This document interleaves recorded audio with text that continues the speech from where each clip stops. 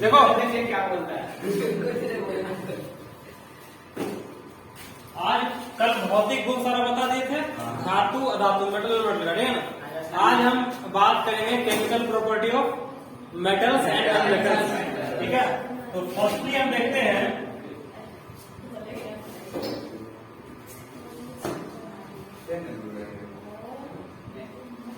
धातु के रासायनिक गुण, मतलब केमिकल प्रॉपर्टी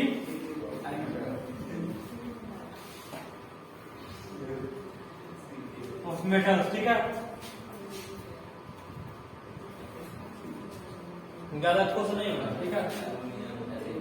देखो पहला है धातु सबसे पहले अभिक्रिया करेगा ऑक्सीजन से।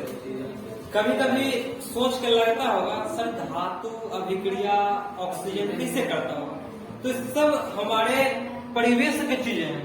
कभी देखा होगा कि लोहा में रखा रखा जंग लग जाता है, जंग लगता है, लगता है कैसे लगता है, क्या करता होगा। तो जो लोहा है वो वायु, ये सब क्या है, वायु ऑक्सीजन है। इसके संपर्क में आते ही लोहा में क्या होता है, हाइड्रोजन, हम आगे पढ़ाएंगे संक्षारण वगैरह, तो ऑक्सीजन से अभिक्रिया करता है, लड़ने लगता है, और अभिक्रिया करके उसमें क्या होता है, जंग लगा लेता है, ठीक है। पानी वगैरह होता है सारा कुछ, तो पानी से भी अभिक्रिया करता है। तो हम सारा अभिक्रिया बताएंगे कैसे होता है, तुम्हारे परिवेश की चीज सारे कुछ होते हैं, ठीक है। तो धातु ऑक्सीजन से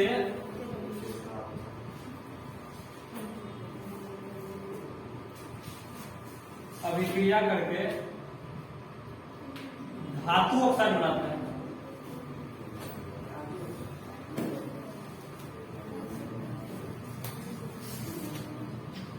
ठीक है। इसका मतलब हुआ धातु प्लस ऑक्सीजन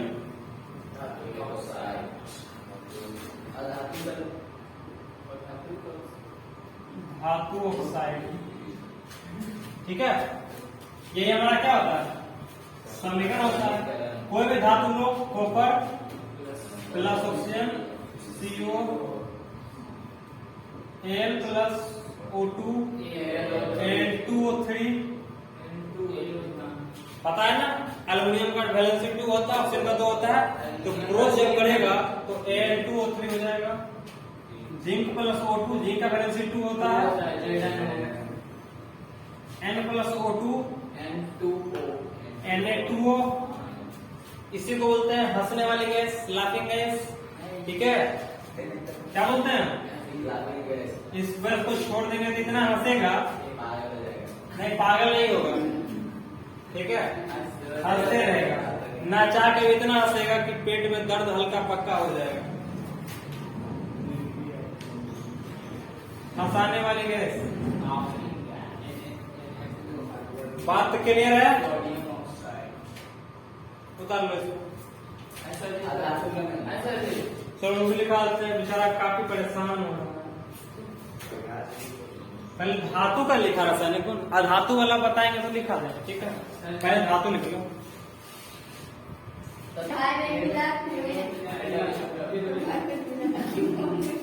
देखो धातु जल के साथ, पहले धातु वाला प्रॉपर्टी बता देता है, ठीक है, क्योंकि अधातु बेचारा जो होता है ज्यादा लड़ाई झगड़ा कम करता है, एक ही सिर्फ एक दूसरे करता है रिएक्शन, बाकी नहीं करता। धातु जल के साथ धातु हाइड्रोक्साइड,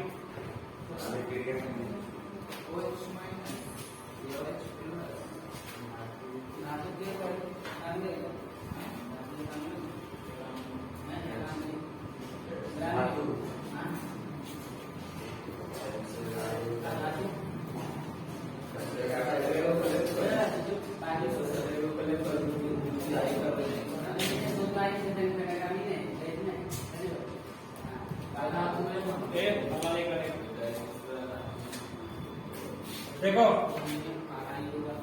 धातु के साथ जब जल अभिक्रिया करवाएंगे ना तो बनेगा धातु हाइड्रोक्साइड।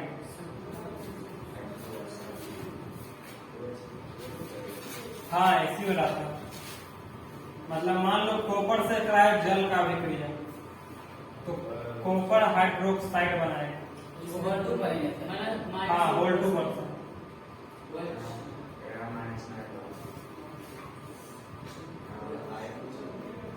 जिंक लागू नहीं करेगा।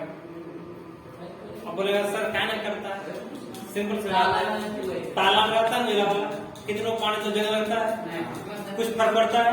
अब कहने की ठीक है समझने का, उसका नेचर है, काम क्या रहेगा। सोना क्यों चमकता है, वो कारण है, नेचर है उसका, स्टील नहीं, उसको बोलता है जिंक रहता है।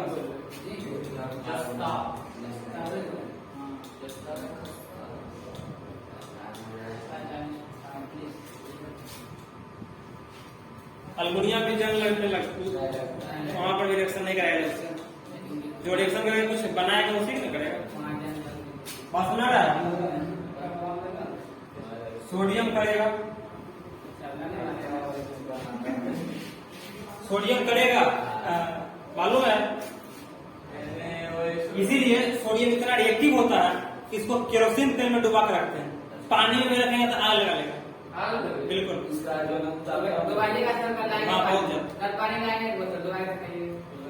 सोडियम मेरे पास नहीं होगा तो मिला ना कर देंगे।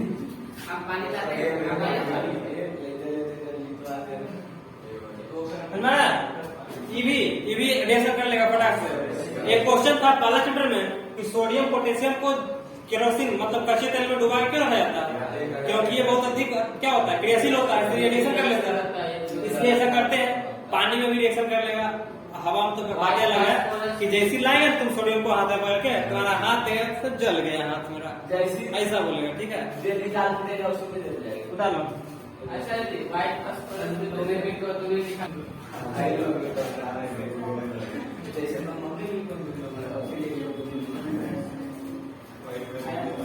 देखिए धातु जल के साथ अभिक्रिया हाइड्रोक्साइड बनाता है, धातु hydroxide plus hydrogen gas H2 हम छोड़ देते हैं, उसको लिख लो। अगला है ये हम बता चुके हैं, धातु अम्ल के साथ लड़ाई झगड़ा करता है,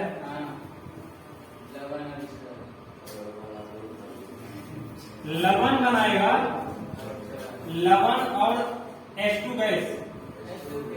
जी हाँ बात समझ आया कि लिखा तो क्या अभिक्रिया अम्ल वाला में, लेकिन तुम लोग भूल जाते हो कि नहीं, भूलिएगा नहीं। धातु प्लस अम्ल बनाएगा लवण और प्लस H2 गैस, यही तो इसका समीकरण है। धातु मान लेते हैं हमारा Na हो गया, HCl है, NaCl प्लस H2 भैया तो बच जाएगा,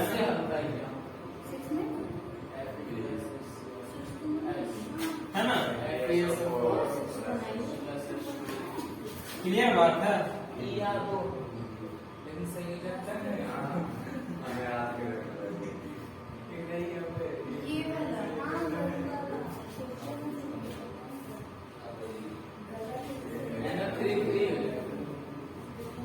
ठीक है बात समझ आया, लिख लीजिए साहब।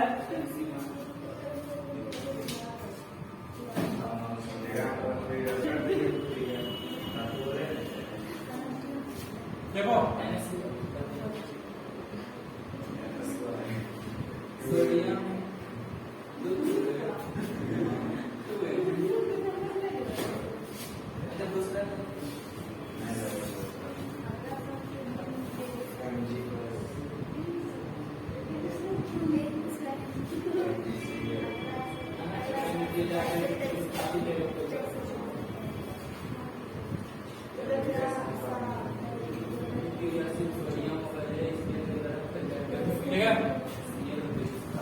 देखो धातु प्लस क्या है,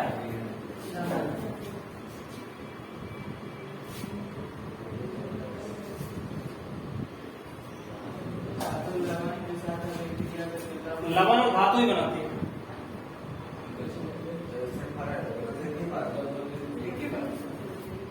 धातु प्लस लवण, धातु प्लस लवण, आंसर ये होगा। हम बताए थे प्रतिस्थापन वगैरह है ना, डिस्प्लेसमेंट रिएक्शन।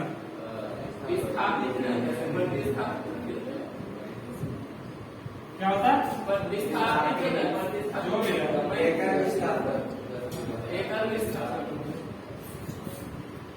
Displacement reaction. जैसे मान लो कॉपर है, क्या है? कॉपर का सोडियम मान लो, लवण हमारा होता है ना ऋणासुकोण, क्लियर है? तो विक्रिया करेगा तो क्या बताए थे? Na2SO4, धातु लवण, लवण धातु, क्लियर है? वही बनाया ना, बस चेंज हो गया।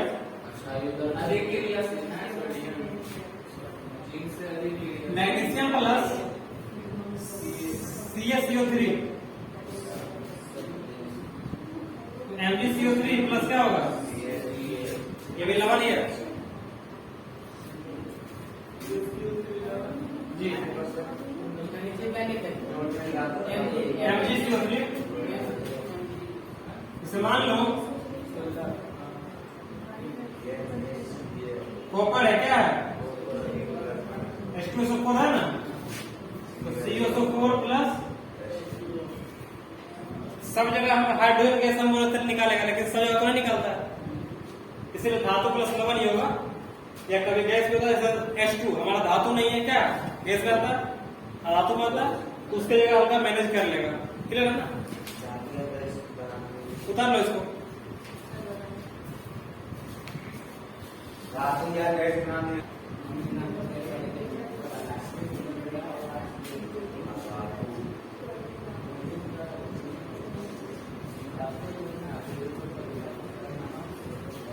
देखो, अधातु ऑक्सीजन के साथ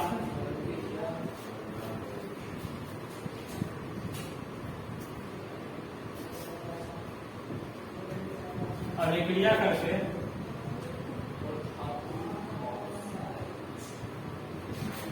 अधातु ऑक्साइड बनता है।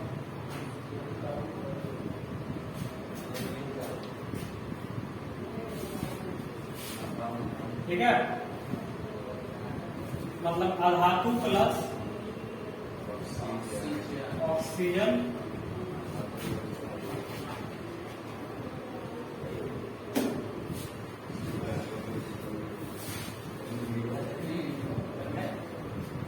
क्लियर।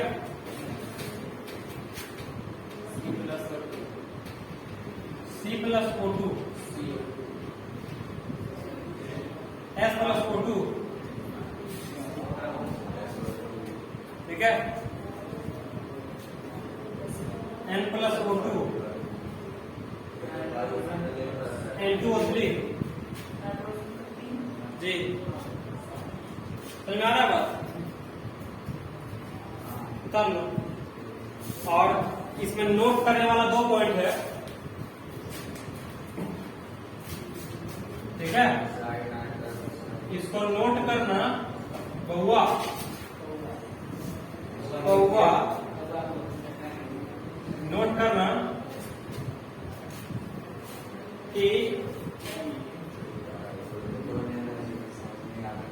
बहुत इंपॉर्टेंट बात है, अधातु ऑक्साइड अम्लीय होता है। कैसा होता है? सब क्या है? अधातु ऑक्साइड है ना, बिल्कुल अम्लीय है। क्या है? अम्लीय कैसे हो गया? तो इसको डालेगा ना ग्लू में तो लाल कर देगा। जी हाँ,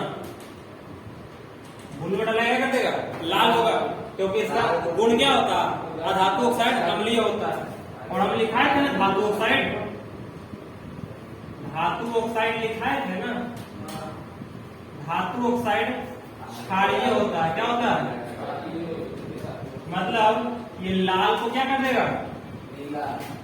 कर देगा ना, जैसे ZNO हो गया Cu, बात समझ में आ रहा है? उतार लो इसको। उभयधारी ऑक्साइड मतलब होता है M40 ऑक्साइड, इसका मतलब होता है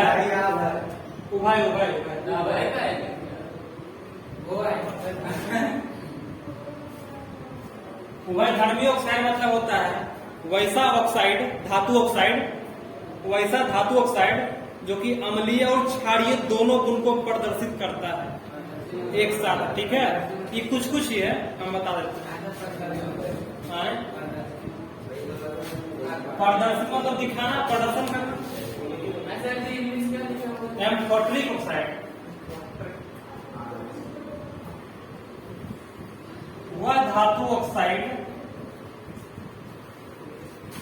जो एक साथ अम्लीय और क्षारीय गुण प्रदर्शित करते हैं। एग्जाम्पल में लिखना Al2,3O ZnO। और अधातु वाला में जो बच गया वो अभिक्रिया करता ही नहीं है। अधातु में 2 नंबर में लिखना, अधातु जो होता है ना, ये जल से, अम्ल से और लवण से अभिक्रिया नहीं करता।